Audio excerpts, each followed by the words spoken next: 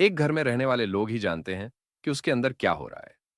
आज की कहानी भी ऐसे ही एक परिवार की है, जहां बाहरी दुनिया को पता भी नहीं था कि उनके घर के अंदर एक हत्या की साजिश लिखी जा रही थी। 8 दिसंबर 2019 की सुबह 5:15 एक आदमी एक बड़ा काला बैग लेकर कल्याण जंक्शन रेलवे स्टेशन से बाहर निकला। यह स्टेशन महाराष्ट्र के ठाणे जिले में है, जो भारत के बड़े व्यापारिक और औद्योगिक इलाकों में से एक है। कल्याण शहर उल्हास नदी के किनारे बसा है। उस समय सुबह हो चुकी थी, लेकिन सूरज अभी तक नहीं निकला था। कल्याण जंक्शन 24 घंटे चालू रहने वाला रेलवे स्टेशन है, जहां हमेशा भीड़ रहती है।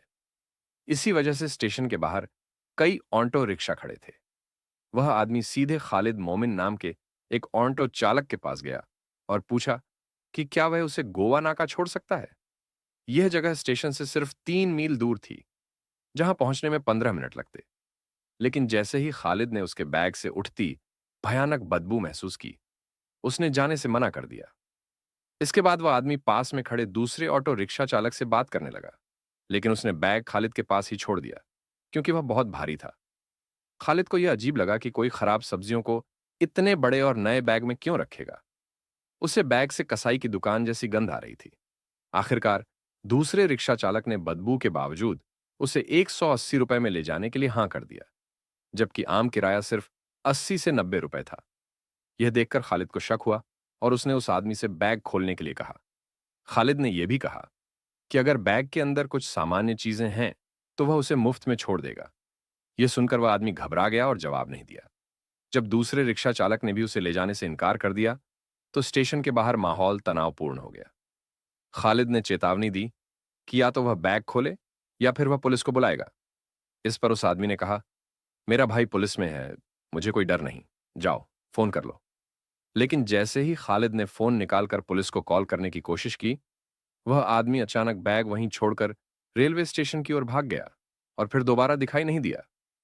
इसी बीच रेलवे स्टेशन के बाहर खड़े कुछ ऑटो रिक्शा चालकों ने पुलिस को फोन करके लावारिस बैग और उससे आ रही भयंकर बदबू की जानकारी दी। फोन मिलते ही महात्मा फुले चौक थाने से पुलिस अधिकारी तुरंत रेलवे स्टेशन के बाहर घटनास्थल पर पहुंचे। ऑटो चालक खालिद ने पुलिस को बताया कि एक आदमी यह बैग लेकर आया था, लेकिन जब उससे बैग खोलने को कहा गया, तो वह अचानक भाग गया। यह सुनकर पुलिस सतर्क हो गई और सबसे पहले वहां खड़े लोगों को पीछे हटने के लिए कहा। फिर अधिकारियों ने खुद ही काले बैग को खोला, लेकिन जैसे ही बैग खुला, वहां मौजूद हर कोई सहम गया। ऑटो रिक्शा चालक, पुलिस अधिकारी, हर किसी की रूह कांप उठी। कुछ पुलिस वालों ने तो अपने करियर में पहली बार इतनी भयानक चीज देखी थी। बैग के अंदर इंसानी शरीर का निचला हिस्सा था, कटे हुए पैर। पुलिस को शरीर की बनावट देखकर अंदाजा हो गया कि यह किसी महिला का था।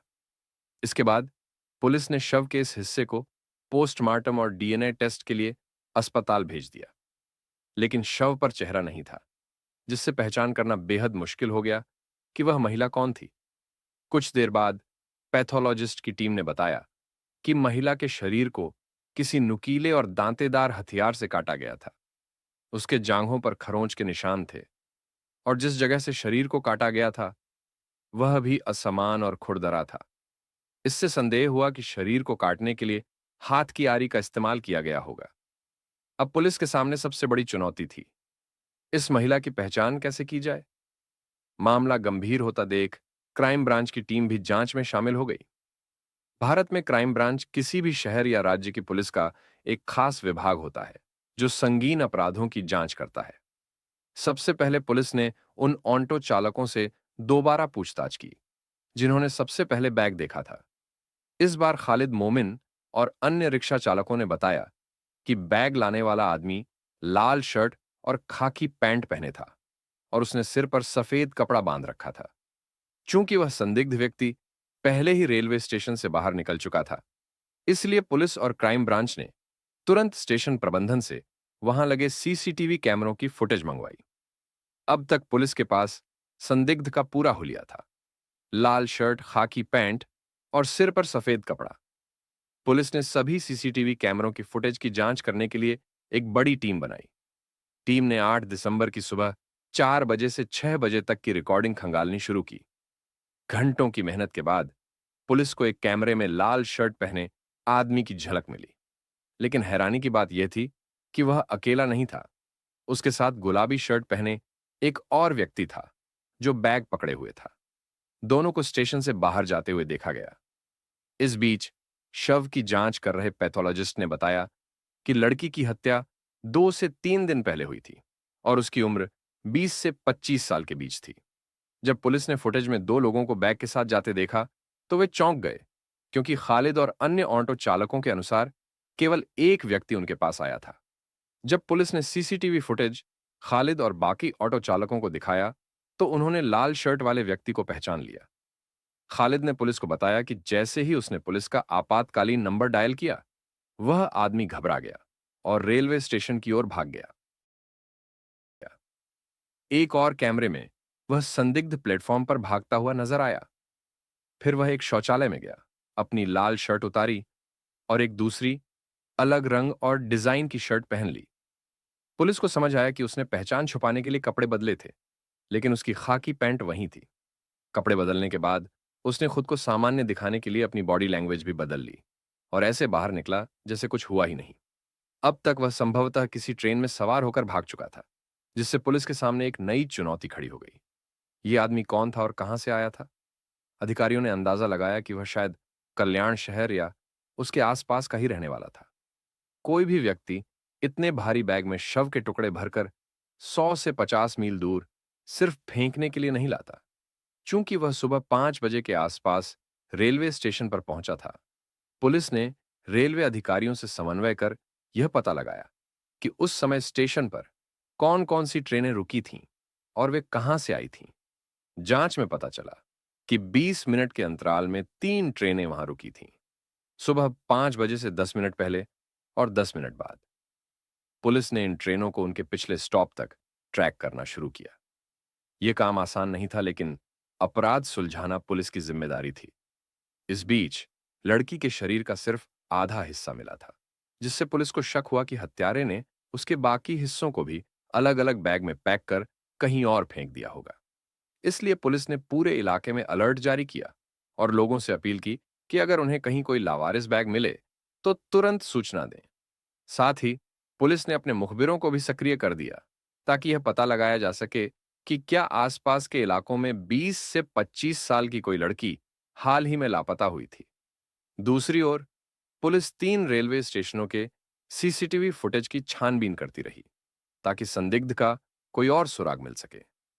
कड़ी मेहनत के बाद पुलिस को आखिरकार लाल शर्ट वाले व्यक्ति का सुराग मिल गया। वह सुबह करीब 4 बजे टिटवाला रेलवे स्टेशन पर ट्रेन का इंतजार करता हुआ नजर आया। उसके पास वही बड़ा भारी काला बैग था जो उसने कल्याण रेलवे स्टेशन पर भी रखा था। लेकिन इस बार एक चौंकाने वाली बात सामने आई। टिटवाला में वह अकेले बैग उठा रहा था, जबकि कल्याण स्टेशन पर गुलाबी शर्ट पहने एक दूसरा व्यक्ति उसकी मदद कर रहा था। कल्याण और टिटवाला रेलवे स्टेशनों के बीच की दूरी लगभग 9 मील थी। चूंकि बैग बहुत भारी था, पुलिस को यकीन हो गया कि संदिग्ध पैदल नहीं आया होगा। उसने किसी न किसी तरह के सार्वजनिक परिवहन का इस्तेमाल किया होगा। इस सुराग को आगे बढ़ाने के लिए पुलिस ने टिटवाला रेलवे स्टेशन के बाहर खड़े ऑटो रिक्शा चालकों से पूछताछ करने का फैसला किया। उन्होंने सीसीटीवी फुटेज से संदिग्ध के कुछ स्क्रीनशॉट निकाले और एक एक करके सभी चालकों को दिखाने लगे। वे पूछ रहे थे, क्या आपने इस आदमी को बड़े बैग के साथ रेलवे स्टेशन पर छोड़ा था? हालांकि तस्वीरों में व्यक्ति का चेहरा साफ नजर नहीं आ रहा था, लेकिन उसके कपड़े पहचानने लायक थे। तभी एक ऑटो रिक्शा चालक आगे बढ़ा और पुलिस को बताया, मैंने ही 8 दिसंबर की सुबह उसे स्टेशन पर छोड़ा था। जब पुलिस ने पूछा कि वह व्यक्ति कहां से रिक्शा में बैठा था, तो ड्राइवर ने जवाब दिया, टिटवाला शहर में इंदिरा नगर नाम की एक जगह है। वह आदमी वहां एक सड़क के किनारे खड़ा था। जैसे ही उसने मेरा ऑटो रिक्शा देखा, उसने हाथ देकर मुझे रोका और टिटवाला रेलवे स्टेशन ले जाने के लिए कहा। उसके पास बहुत बड़ा बैग था, जिसे वह खुद नहीं उठा पा रहा था। इसीलिए मैंने उसकी मदद की और बैग रिक्शा में रखवाया। फिर उसके कहे अनुसार मैंने उसे टिटवाला रेलवे स्टेशन पर उतार दिया। यह सुनकर पुलिस तुरंत उस जगह पर पहुंची जहां से ड्राइवर ने उसे अपने रिक्शा में बिठाया था। वे इंदिरा नगर की ओर जा ही रहे थे कि तभी अचानक उन्हें अपने एक मुखबिर का फोन आया। मुखबिर के पास ऐसी जानकारी थी जो इस केस के लिए बहुत अहम साबित हो सकती थी। पुलिस को एक अहम सुराग तब मिला जब उनके मुखबिर ने जानकारी दी कि वह व्यक्ति जिसने कल्याण रेलवे स्टेशन के बाहर काला बैग छोड़ा था और जिसे पुलिस सीसीटीवी फुटेज और ऑटो रिक्शा चालकों की मदद से खोज रही थी, दरअसल टिटवाला के इंदिरा नगर इलाके में साईं कृपा चौल में रहता था। यह खबर सुनकर पुलिस चौंक गई, क्योंकि साईं कृपा चौल उनके मौजूदा स्थान के बहुत करीब था। बिना समय गंवाए पुलिस टीम ने तुरंत अपने वाहनों को उस चौल की ओर मोड़ दिया। गौरतलब है कि भारत में चौल कम लागत वाले आवास होते हैं, जो आमतौर पर घनी आबादी वाले इलाकों में पाए जाते हैं। इनमें छोटे छोटे एक कमरे के अपार्टमेंट होते हैं, जो चीन के माइक्रो अपार्टमेंट्स की तरह होते हैं। जब पुलिस साईं कृपा चौल पहुंची, तो उन्हें वहां 13-14 साल की एक छोटी लड़की दिखी, जो छठी कक्षा में पढ़ती थी। पुलिस ने उसे लाल शर्ट वाले आदमी की तस्वीर दिखाई और पूछा, क्या तुम इसे पहचानती हो? ये शायद इसी चौल में रहता होगा। तस्वीर में चेहरा साफ नहीं था, लेकिन लड़की ने उसके कपड़ों और हेयर स्टाइल को देखकर पहचान लिया। उसने कहा, ये तो अरविंद चाचा जैसे दिखते हैं। ये सुनते ही पुलिस ने उससे अरविंद चाचा का घर पूछा। जब पुलिस उनके बताए फ्लैट नंबर पर पहुंची, तो उन्होंने देखा कि दरवाजा बाहर से बंद था। इससे अधिकारी थोड़ा निराश हुए, क्योंकि इतनी कोशिशों के बावजूद वे अभी तक संदिग्ध को पकड़ नहीं पाए थे। हार नहीं मानी। उन्होंने चौल में अरविंद के पड़ोसियों से पूछताछ करने का फैसला किया। बातचीत के दौरान पुलिस ने पड़ोसियों को रेलवे स्टेशन का सीसीटीवी फुटेज भी दिखाया। इससे पता चला कि उस व्यक्ति का पूरा नाम अरविंद तिवारी है और वह पवन हंस लॉजिस्टिक्स नाम की एक ट्रांसपोर्ट कंपनी में मैनेजर के पद पर काम करता है।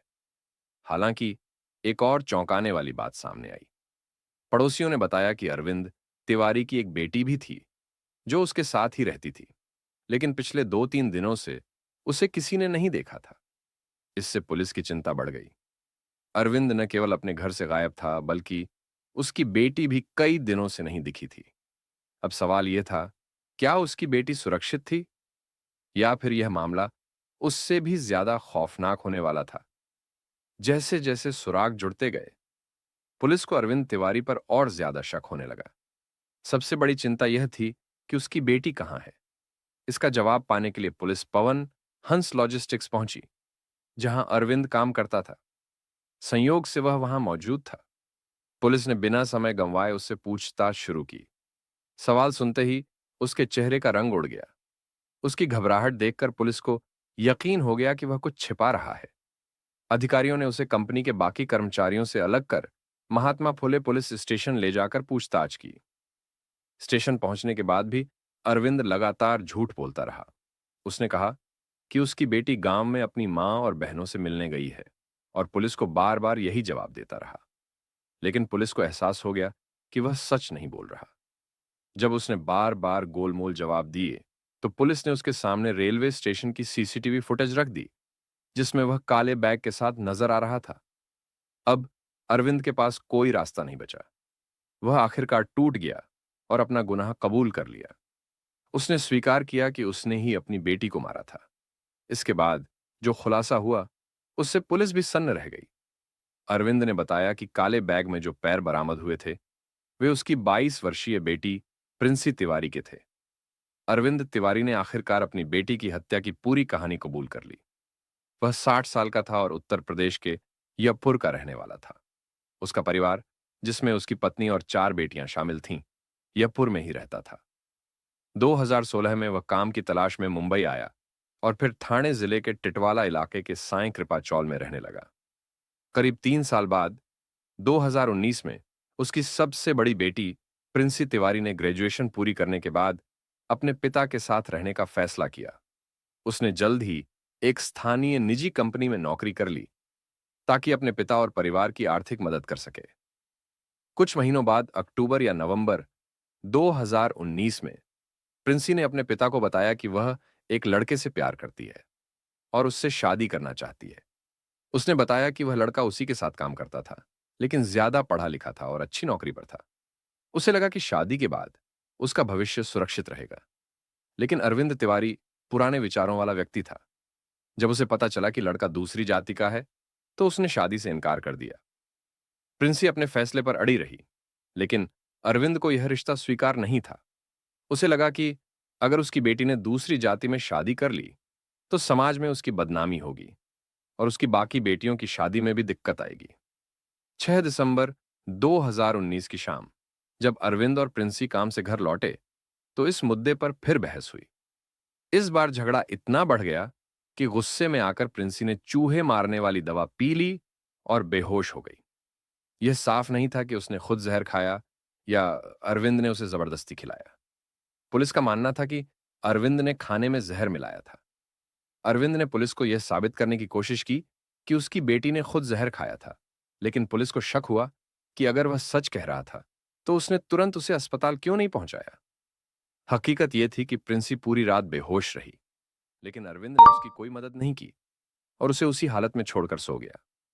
7 दिसंबर की सुबह जब अरविंद उठा तो उसने देखा कि प्रिंसी की सांसें बंद हो चुकी थीं और उसकी मौत हो गई थी। वह घबरा गया और सोचा कि अगर शव को ठिकाने लगा दिया जाए तो पुलिस उसे पकड़ नहीं पाएगी। उसने शव के टुकड़े कर उन्हें अलग अलग जगह फेंकने का फैसला किया। उस सुबह अरविंद बाजार गया और 2 बड़े बैग और एक आरी खरीदी। फिर वह घर लौटा और अपनी बेटी के शव के 3 टुकड़े किए, सिर को धड़ से अलग किया और धड़ को पैरों से। उसने पैरों को एक बैग में और बाकी शरीर को दूसरे बैग में पैक किया। यह सब करने में पूरा दिन लग गया। रात में उसने पहला बैग, जिसमें प्रिंसी का धड़ था, घर से बाहर निकाला। उसने एक ऑटो रिक्शा चालक को यह कहकर राजी कर लिया कि बैग में सड़ी हुई सब्जियां हैं और रास्ते में उसने इसे कालू नदी में फेंक दिया। 8 दिसंबर की सुबह वह दूसरे बैग को लेकर निकल पड़ा, जिसमें प्रिंसी के पैर थे। पहले वह टिटवाला रेलवे स्टेशन पहुंचा और फिर ट्रेन से कल्याण रेलवे स्टेशन गया। जब वह ट्रेन से उतरा तो राहगीरों ने देखा कि उसका बैग बहुत भारी था, जिसे उठाने में उसे दिक्कत हो रही थी। एक गुलाबी शर्ट वाला आदमी उसकी मदद के लिए आगे आया और उसे स्टेशन के बाहर ले गया। बाद में पुलिस ने जांच के दौरान साफ किया कि गुलाबी शर्ट वाला व्यक्ति हत्यारा नहीं था। उसने सिर्फ अरविंद का बैग उठाने में मदद की थी।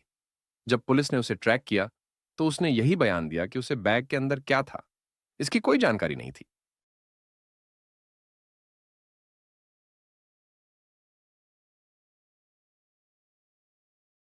इसके बाद पुलिस अरविंद को लेकर प्रिंसी के शरीर के बाकी हिस्सों की तलाश में निकल पड़ी। उसने स्वीकार किया कि उसने अपनी बेटी के धड़ को कालू नदी में फेंक दिया था। पुलिस ने नदी के बहाव का अनुसरण किया और 11 दिसंबर को कल्याण की उल्हास नदी में बैग बरामद कर लिया, क्योंकि कालू नदी अंततः उल्हास नदी में मिल जाती है। अब पुलिस को प्रिंसी के सिर की तलाश थी। अरविंद उन्हें उस जगह लेकर गया जहां उसने सिर फेंका था, लेकिन कई दिनों की कोशिश के बाद भी सिर नहीं मिला। हालांकि पुलिस ने वहां से हत्या में इस्तेमाल की गई आरी बरामद कर ली। फोरेंसिक जांच के बाद पुष्टि हो गई कि बरामद शव प्रिंसी तिवारी का ही था। यह पूरी घटना एक ऑटो रिक्शा चालक खालिद की सतर्कता की वजह से उजागर हुई। एक पिता ने सिर्फ जाति की वजह से अपनी बेटी की नृशंस हत्या कर दी थी। अब अरविंद तिवारी पुलिस की गिरफ्त में था। उसने न केवल अपनी जिंदगी बर्बाद की, बल्कि अपनी पत्नी और बाकी 4 बेटियों की जिंदगी भी उजाड़ दी। अंततः वह अपनी बाकी की जिंदगी जेल में गुजारेगा। इसी के साथ प्रिंसी तिवारी हत्याकांड का अंत हुआ। हम जल्द ही आपसे मिलेंगे एक नई हिंदी क्राइम स्टोरी के साथ।